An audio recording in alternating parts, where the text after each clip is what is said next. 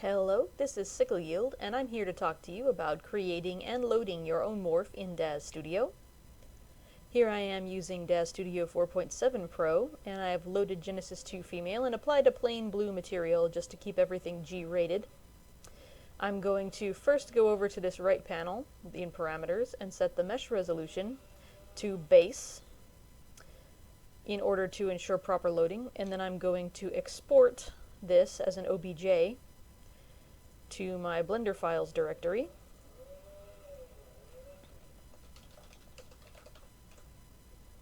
I'm using the poser preset because I work with Blender and the Blender preset is broken. This one's always worked for me, so that's what I normally use. If you use Hexagon or one of several other programs, they all have presets here that work very well. Then I'm going to Blender and importing my OBJ.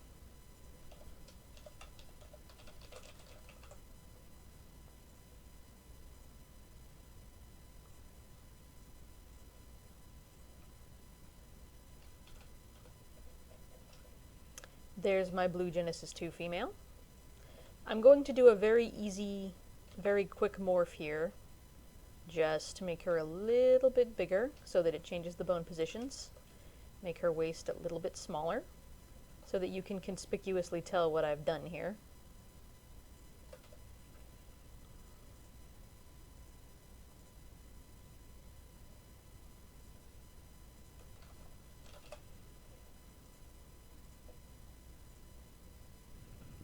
Then I export that as OBJ again.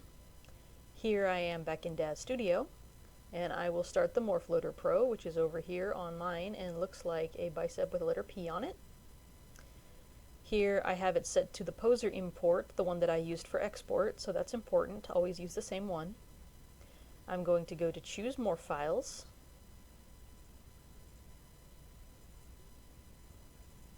and choose the one that I exported. As you can see, it's going to give it the name of the OBJ file. You can double click to change that into whatever you like. By default, it will have morph/morph loader here as the group that it loads in. You can change that using create, and this would go into actor, full body, real world. Because morphs always go under actor. It is a full body morph, and it's not an especially creature or fantastical morph, so it goes under real world. We don't need to reverse deformations because we're not building on another morph, and this doesn't matter at the moment. So now I'm going to click accept, and the dialog tells me it worked. And as you can see, actor, full body, real world. Scroll down here.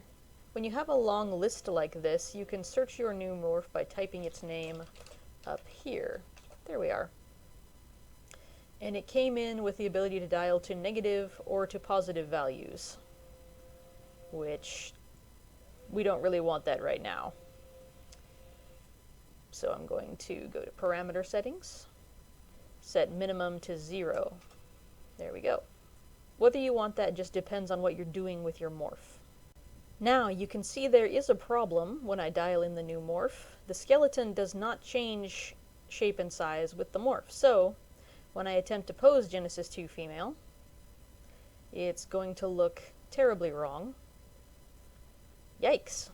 So what we're going to do now is apply a skeleton adjustment. So I'm going to click on the joint editor tool up here. It looks sort of like a bone with a band-aid across it, which means that when Genesis 2 Female is selected, her skeleton is visible.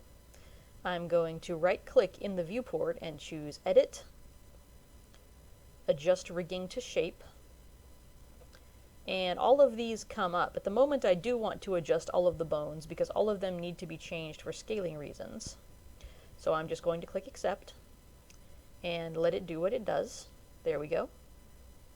Now I'm ready to freeze the ERC, which will ensure that the skeleton adjustment just goes with this morph and doesn't reload with Genesis 2 Female.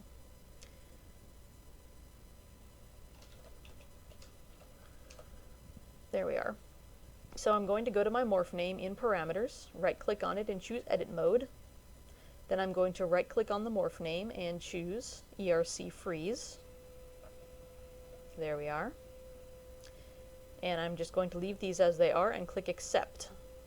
Now, when I dial the morph in and out, the skeleton adjusts with it. And when I bend the figure with the morph on, we won't see that same pesky distortion. There we are. Now it's time to save the morph. Make sure Genesis 2 Female is selected. Go to File, Save As, Support Asset, and Morph Asset. My screen name, vendor name is Sickle Yield, so I'm going to use that. And for product name, I'll just put a test morph, because I'm going to delete it after this tutorial is over. And then I'm going to go to where I saved it in Actor, Full Body, Real World. Scroll down until I find it. There it is, a new morph name. And I'm just going to click Accept. Now, when I reload Genesis 2 Female from the library, my new morph will be there. And that's all there is to it. You can very easily customize your Genesis 2 Male and Female with new shapes, and I hope you have fun with it. Thank you very much.